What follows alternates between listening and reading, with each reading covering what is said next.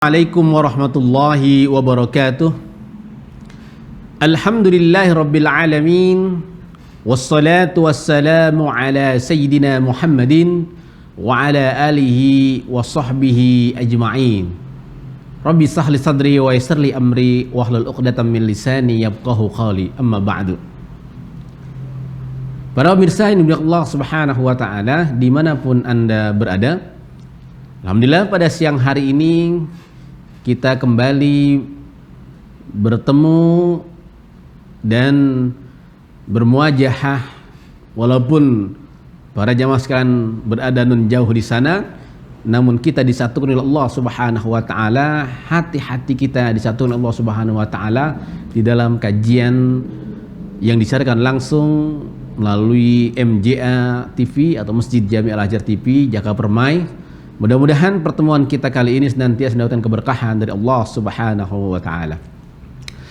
Para pemirsa yang dimuliakan Allah Subhanahu wa taala, kita lanjutkan kajian rutin kita setiap hari Rabu, itu kajian yang kita baca hadis-hadis Nabawi atau yang dikumpulkan oleh Imam Nawawi rahimallahu taala di dalam buku beliau Al-Arba'un An-Nawawiyah atau 40 kumpulan hadis yang ditulis oleh Imam Nawawi rahimallahu taala. Dan pada siang hari ini alhamdulillah dengan izin Allah Subhanahu wa taala kita sudah sampai kepada hadis yang ke-31. Al-haditsu al-hadi wa thalathun. Hadis yang ke-31. Hadis yang 31 ini diriwayatkan oleh An Abil Abbas Sahl bin Sa'din As-Sa'idi radhiyallahu anhu qala jaa'a rajulun ila an-nabi sallallahu alaihi wasallam faqala ya Rasulullah dullani ala amalin idza amiltuhu ahabbanillahu wa ahabbanin nas faqala idhad fid dunya yuhibbakallahu wajhad fi ma 'indan nas yuhibbakan nas. Hadisun hasanun rawahu Ibnu Majah wa ghairuhu bi asanida hasanatin. Para misal Allah Subhanahu wa taala, hadis yang ke-31 ini diriwayatkan dari Abul Abbas. Nama beliau di sini disebutkan Sahl bin Sa'din As-Sa'idi radhiyallahu anhu. Dari seorang sahabat yang bernama Sahal bin Sa'ad As-Sa'idi radhiyallahu anhu. Mudah-mudahan pemirsa masih ingat ketika disebutkan sahabat, maka paling tidak 4 kriteria harus masuk ke dalam orang yang disebut sebagai seorang sahabat. Pertama, beliau hidup sejaman dengan Rasulullah sallallahu alaihi wasallam. Yang kedua, bertemu dengan Rasulullah sallallahu alaihi wasallam. Yang ketiga, beriman dengan Rasulullah SAW. Yang keempat, wafat dalam keadaan iman tersebut. Jadi keempat kriteria ini harus masuk, harus ada dalam diri seorang yang disebut dengan sahabat Rasulullah SAW. Dan hadis yang ke-31 ini diriwayatkan oleh Abul Abbas Sahl bin Sa'din As-Sa'idi radhiyallahu anhu, semoga Allah memberikan ridha kepadanya. Qala, beliau berkata, jaa'a rajul ila Nabi sallallahu alaihi wasallam. Datang seseorang kepada Nabi Muhammad sallallahu alaihi wasallam. Di dalam riwayat ini tidak disebut siapa orangnya, hanya dikatakan rajul. Karena tidak begitu penting menyebut namanya di sini. Karena yang menjadi maksud atau yang menjadi titik poinnya adalah bukan nama orang yang datang itu, tapi yang menjadi titik poinnya adalah apa yang ditanyakan dan apa yang jawaban yang diberikan oleh Rasulullah sallallahu alaihi wasallam, bukan namanya. Kenapa? Karena yang menjadi tujuannya itu bukan nama gitu, bukan nama yang datang kepada Rasulullah SAW, tapi yang menjadi adalah apa yang ditanyakan dan apa yang jawaban yang diberikan oleh Rasulullah sallallahu alaihi wasallam. Jadi dalam riwayat ini mungkin tidak dijelaskan dari riwayat, mungkin di dalam riwayat yang lain dengan jalur lain disebut nama rajulnya itu. Jaa rajulun Nabi sallallahu alaihi wasallam, datang seseorang kepada Rasulullah, kepada Nabi Muhammad sallallahu alaihi wasallam. Faqala, kemudian orang tersebut berkata, Ya Rasulullah, wahai Rasulullah, dullani ala amalin idza amiltuhu ahabbanillahu wa ahabbanin nas. Tunjukkan kepadaku satu amal, apabila aku melakukan amal tersebut, perbuatan tersebut, ahabbanillah, Allah mencintaiku, dan manusia mencintaiku. Faqala, Rasulullah menjawab, ijhad fid dunya yuhibbakallah. Zuhudlah di dunia, niscaya Allah akan cinta kepadamu.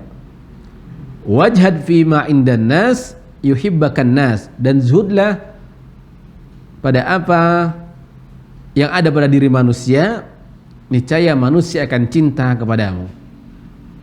Hadisun hasan, hadis ini hasan kualitasnya. Rawahu Ibnu Majah, diriwayatkan oleh Ibnu Majah, wa ghairuhu, dan juga selain Ibnu Majah, bi asanida hasanatin, dengan sanad-sanad yang sahih.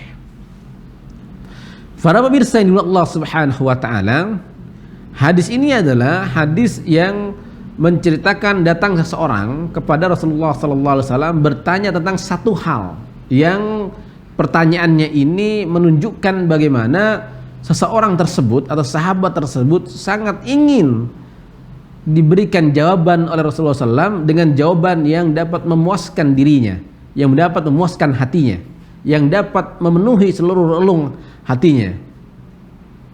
Karena itu maka yang menjadi pertanyaan pun bukan satu pertanyaan yang sifatnya adalah duniawi, tapi ini adalah pertanyaan-pertanyaan yang dapat meningkatkan kualitas keimanannya kepada Allah Subhanahu wa taala. Karena memang kebiasaan sahabat, seperti pada pertemuan-pertemuan yang lalu telah saya sampaikan, bahwa para sahabat itu sangat menginginkan ketika melihat ada kebaikan, maka mereka lah yang pertama melakukan kebaikan itu.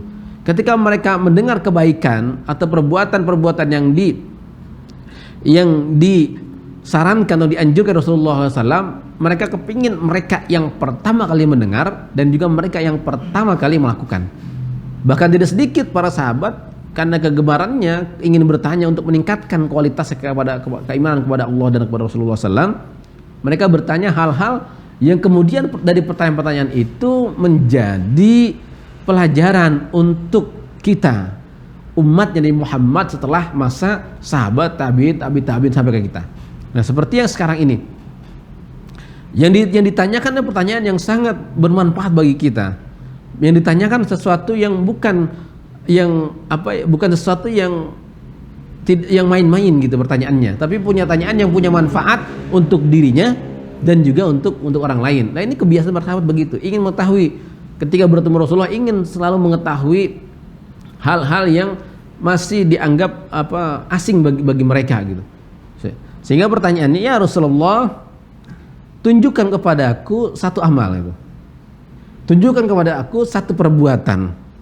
Tunjukkan kepadaku satu perilaku gitu, yang kalau aku melakukan perbuatan tersebut, maka pertama aku dicintai Allah, yang pertama nih.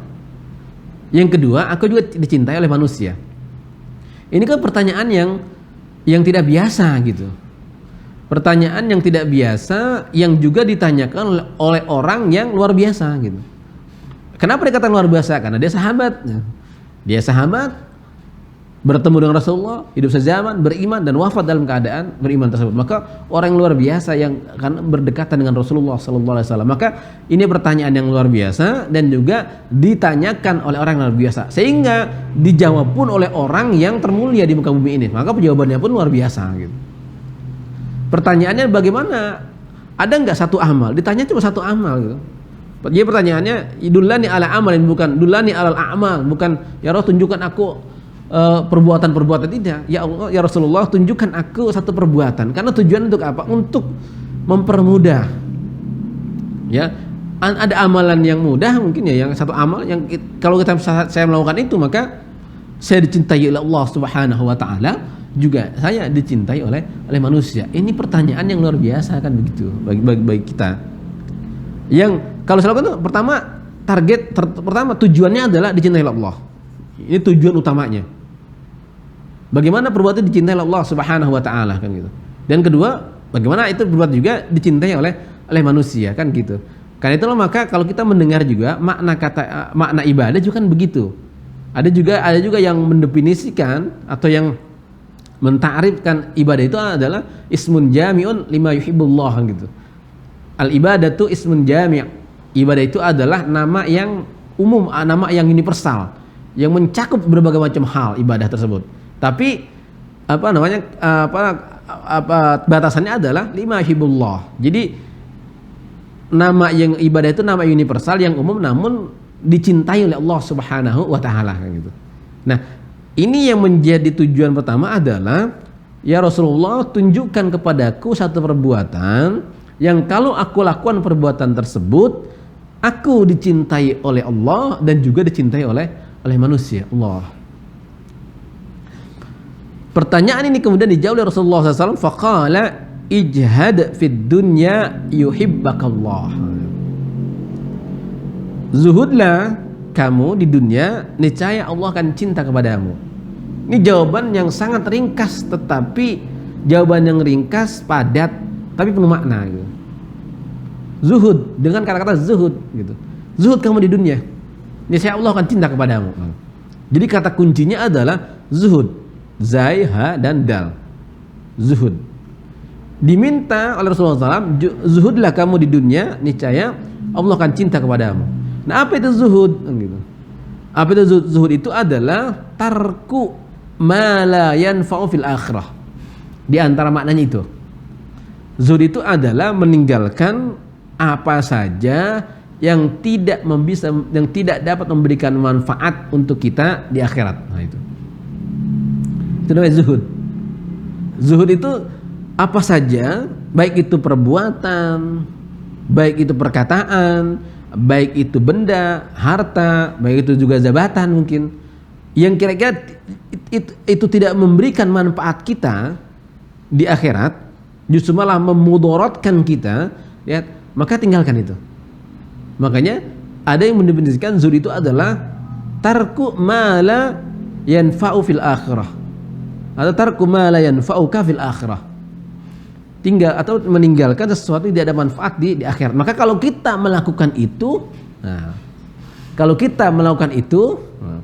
maka yuhibbakallah atau yuhibbukallah, Allah akan cinta kepadamu.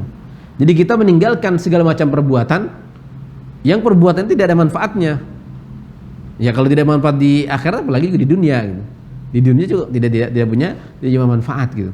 Kita meninggalkan apa diantaranya? Maksiat kepada Allah.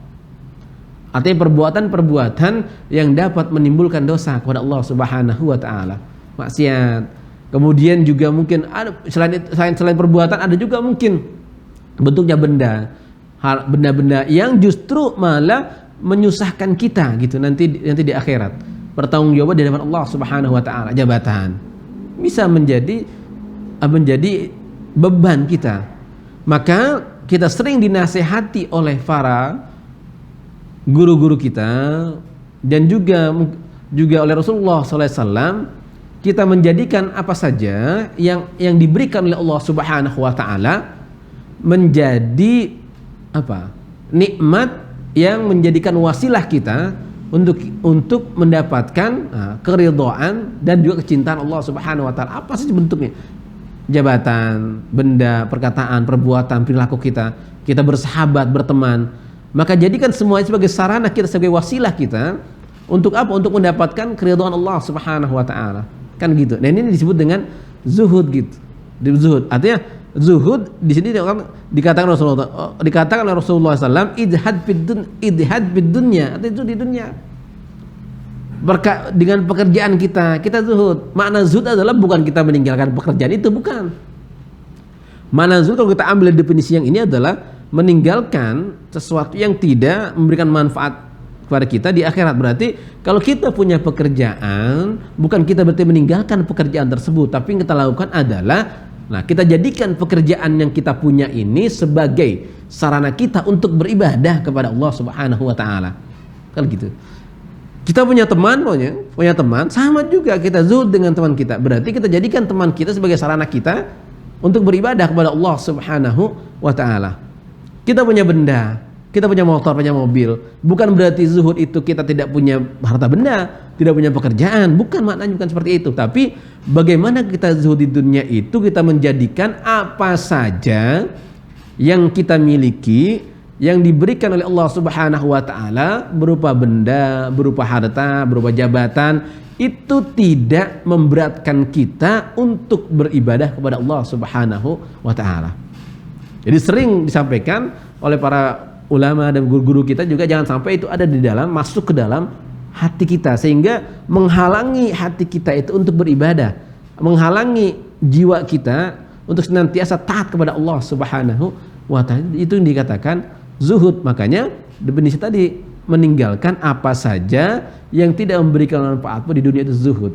Berarti kan kalau kita lihat di sini, makna zuhud itu secara umum ya, makna zuhud bukan berarti kita tidak punya di dunia, bukan berarti kita tidak punya pekerjaan, tapi bagaimana kita yang harta yang kita miliki tidak menyusahkan kita, tidak memberatkan kita untuk beribadah kepada Allah Subhanahu wa taala. Kita punya mobil tidak menghalangi kita untuk beribadah kepada Allah. Kita punya harta kita justru malah mempermudah kita untuk beribadah kepada Allah Subhanahu wa taala, karena Allah titipkan kepada kita hak orang lain yang ada dalam kita, sehingga kita menjadi mulia di hadapan Allah. Kenapa menjadi mulia? Karena kita menjadi sarana yang digunakan oleh Allah Subhanahu wa taala untuk memberikan manfaat kepada orang lain, dan kemudian manfaat kepada orang lain juga akan berbalik manfaatnya kepada kita. Karena kita menjadi mulia. Kenapa menjadi mulia? Karena kita dijadikan sarana oleh Allah Subhanahu wa taala untuk memberikan rezeki kepada orang lain. Nah, berarti kan apa yang diberikan Allah kepada kita ada hak orang lain di situ gitu. Nah, itu yang dikatakan zuhud. Makanya di sini disebutkan kalau kita zuhud di dunia, maka Allah yang cinta kepada kita. Nah, maksudnya apa? Jangan sampai kita jadikan dunia itu sebagai tujuan akhir kita, sehingga membelenggu kita untuk beribadah kepada Allah Subhanahu wa taala. Atau membelenggu hati kita untuk beribadah kepada Allah Subhanahu wa taala. Nah, itu zuhud. Berarti tarku mala yanfa'uka fid dunya, meninggalkan itu. Nah, pertama kata Rasulullah, kamu lakukan itu gitu, maka Allah akan cinta kepadamu. Zuhud di dunia, maka Allah akan cinta kepada mana jut tadi itu ya, mana jut tadi saya sampaikan itu. Jadi ada juga yang menerjemahkan ya zuhud itu diberikan makna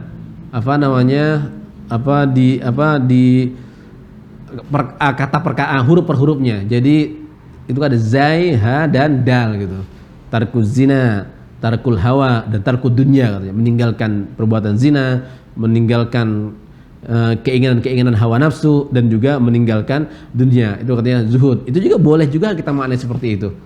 Tidak bermaksiat kepada Allah Subhanahu wa taala, tidak mengikuti keinginan hawa nafsu, dan juga meninggalkan dunia, dalam arti meninggalkan bahwasanya kita tidak bergantung kepada dunia. Kita tidak menjadikan tujuan terakhir dari kehidupan kita adalah kesuksesan di dunia, bukan itu gitu. Nah, diajarkan Rasulullah idhad fid dunya yuhibbakallah. Yang kedua Rasulullah menjawab dengan jawabannya wazhad fima indan nas yuhibbakan nas. Dan juhudlah kamu fima indan, apa saja yang ada pada manusia. Yuhibbakan nas, niscaya manusia akan cinta kepadamu. Jadi ada zuhud di dunia dan juga zuhud dengan apa yang sudah dimiliki oleh manusia. Nah, itu. Apa maknanya zuhud? Arti kita tidak menginginkan apa saja yang sudah dimiliki oleh orang lain gitu. Kenapa begitu? Karena itu rezeki orang tersebut, bukan rezeki kita gitu. Jadi kita memahaminya bahwasanya Allah tidak mungkin salah di dalam memberikan rezeki kepada manusia. Sebagaimana Allah Subhanahu wa taala juga tidak mungkin salah dalam menentukan dua orang atau ajal dua orang itu. Tidak akan, atau akhir hidup dari dua manusia. Tidak mungkin akan salah gitu. Sama seperti Allah ketika memberikan rezeki juga tidak mungkin salah gitu.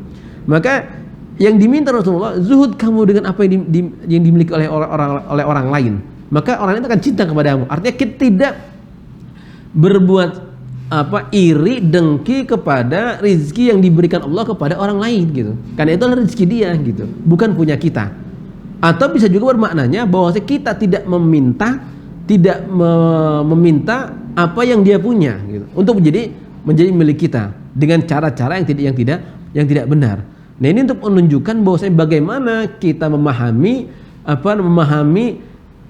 tauhid kita kepada Allah Subhanahu wa taala, bahwasanya ketika Allah Subhanahu wa taala memberikan rezeki, maka sudah sesuai dengan porsi masing-masing, sesuai dengan ketentuan yang sudah ditetapkan oleh Allah Subhanahu wa taala, bukan buat kita. Maka makna kata zuhud kepada apa yang dimiliki manusia, kita tidak menginginkan apa yang dimiliki oleh manusia, karena Allah punya ketentuan masing-masing kepada setiap manusia, dan ini adalah rezeki dia dan ini adalah rezeki kita. Karena itu maka ketika Allah Subhanahu wa taala memberikan manfaat kepada seseorang, maka itu memang sudah ketentuan yang ditentukan oleh Allah Subhanahu wa taala kepada orang tersebut gitu. Lah mungkin kita punya ketentuan dan kita mempunyai ketentuan yang lainnya, atau memberikan manfaat kepada orang lain dengan dalam bentuk yang lainnya. Nah, maka kalau kita zuhud di situ, maka manusia akan cinta kepada kita gitu. Jadi kalau kita tidak menginginkan apa yang dia punya, atau tidak kita iri dengan apa yang dia punya, maka orang tersebut juga akan cinta kepada kita. Karena biasanya secara tabiat kemanusiaan, ketika seseorang meminta apa yang dimiliki oleh orang lain, biasanya orang lain tersebut tidak suka dengan kita gitu. Kan begitu ya, ini tabiat kemanusiaan. Tabiat ya manusia. Artinya ketika seseorang meminta apa yang kita miliki biasanya orang tersebut tidak suka dengan orang tersebut. Maka kalau kita kepengin disukai oleh orang, maka zuhud di situ. Zuhud terhadap apa yang sudah dimiliki oleh orang lain. Nah, karena itu maka Rasulullah menyampaikan, kalau kamu ingin, nah ini kata kunci cuma satu gitu. Kalau kamu ingin dicintai oleh Allah dan juga dicintai oleh manusia, maka zuhudlah. Zuhud di dunia dan juga zuhud dengan apa saja yang dimiliki oleh orang lain. Kamu jangan menginginkan apa yang sudah dimiliki oleh orang lain. Karena rezeki orang lain tidak mungkin akan berpindah kepada dirimu. Karena Allah tidak pernah salah ketika memberikan rezeki kepada makhluknya. Yang bukan rezeki kita, maka sampai kapanpun kita kejar, tidak mungkin kita akan mendapatkan itu. Karena yang bukan hak kita, bukan rezeki yang ditentukan oleh Allah untuk kita. Karena itu maka ini jawaban begitu ringkas yang disampaikan Rasulullah SAW kepada seorang sahabat tersebut, yang tentu saja ini akan menjadi pelajaran bagi kita. Kalau kamu ingin dicintai Allah dan dicintai manusia, maka zuhud, meninggalkan apa saja, baik itu perbuatan, perilaku, ucapan, pendengaran, pekerjaan, jabatan, apa saja yang semuanya itu tidak memberikan manfaat kepada dirimu, khususnya di akhirat.